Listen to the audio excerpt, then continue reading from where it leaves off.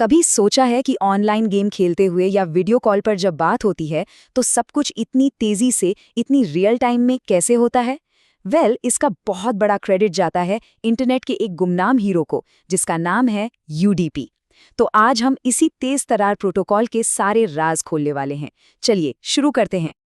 हम यूडीपी की कहानी को 5 हिस्सों में समझेंगे। सबसे पहले कि भाई ये है क्या चीज़, फिर देखेंगे कि स्पीड और भरोसे के बीच इसकी लड़ाई कैसी है। उसके बाद इसकी तकनीक में झांकेंगे, फिर जानेंगे कि हमारी रोज़मर्रा की ज़िंदगी में ये कहाँ-कहाँ इस्तेमाल होता है, और हाँ, आखिर में इसके एक डार्क साइड पर भी नज़र डालेंगे। तो चलिए सीधे पहले सवाल पर आते हैं। आखिर यूडीपी है क्या? इसे अक्सर फायर एंड फॉरगेट प्रोटोकॉल कहा जाता है, यानी भेजो और भूल जाओ। और ये नाम इसके काम करने के तरीके को एकदम सही बताता है। अगर टेक्निकल भाषा में बात करें तो यूडीपी एक ट्रांसपोर्ट लेयर प्रोटोकॉल है। मतलब इसका काम है डेटा के पैकेट्स को एक ऐप से दूसरे ऐप तक पहुंचाना। लेकिन इसकी सबसे बड़ी खासियत ये है कि ये कनेक्शन नहीं बनाता, ये बस डेटा भेजता है। इसकी पहली प्राथमिकता स्पीड है, डिलीवरी की गारंटी नहीं। इसको समझने का सबसे अच्छा तरीका है एक पोस्ट कार्ड की मिसाल लेना। यूडीपी एक पोस्ट कार्ड भेजने जैसा है। आपने उसे लेटर बॉक्स में डाल दिया और बस उम्मीद कर रहे हैं कि वो पहुंच जाएगा। कोई ट्रैकिंग नहीं, कोई कंफर्मेशन नहीं। वहीं दूसरी तरफ इसका एक और साथी है, टीसीपी, जो रजिस्टर्ड डाक की तरह है। आपको पक्का पता होता है कि वो पहुंचा है या नहीं, लेकिन इसमें वक्त और तामझाम दोनों ज़्यादा हैं। और यहीं से हम अपने दूसरे सेक्शन पर आते हैं, स्पीड और भरोसे के बीच का ये महामुकाबला। ये इंटरनेट पर डेटा भेजने के दो बिल्कुल अलग नज़रियों की कहानी है। तो यहाँ एक सवाल मन में आना लाजमी है। अगर डेटा के खो जाने का इतना बड़ा रिस्क है, तो हम हमेशा भरोसेमंद प्रोटोकॉल का ही इस्तेमाल क्यों नहीं करते? जवाब इस बात में छिपा है कि हम किस तरह का डेटा भेज रहे हैं। हर डेटा एक जैसा नहीं होता।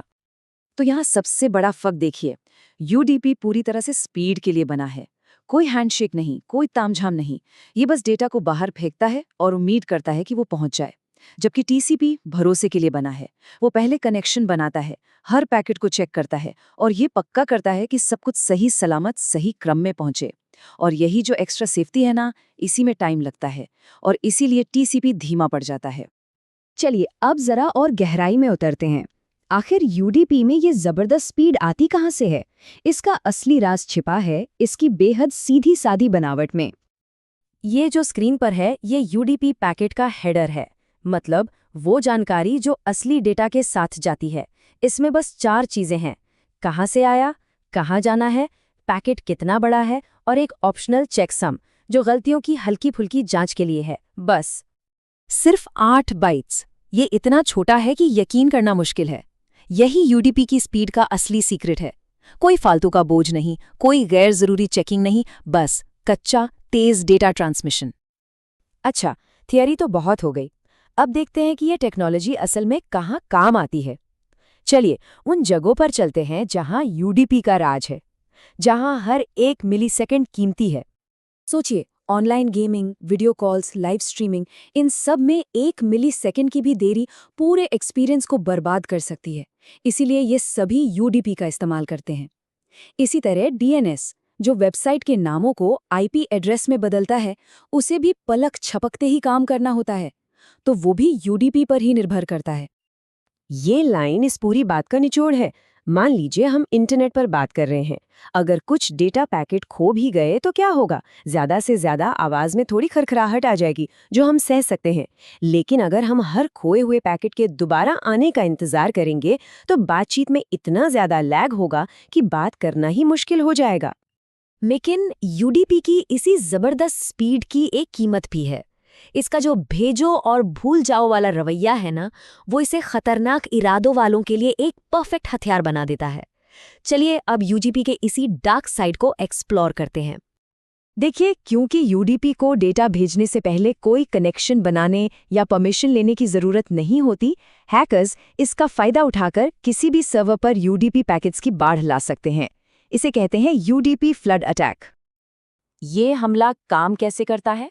बहुत सिंपल तरीके से। हमलावर एक सर्वर पर हजारों लाखों यूडीपी पैकेट भेजता है। सर्वर बेचारा हर पैकेट को चेक करता है। जब उसे पता चलता है कि ये पैकेट किसी काम का नहीं है, तो वो जवाब में एक डेस्टिनेशन अनरीचेबल मैसेज भेजता है। अब सोचिए, लाखों पैकेट्स का जवाब देने के चक्कर में सर्वर के सारे रिसोर्स खत्म हो जाते हैं और वो असली यूजर्स के लिए ठप पड़ जाता है।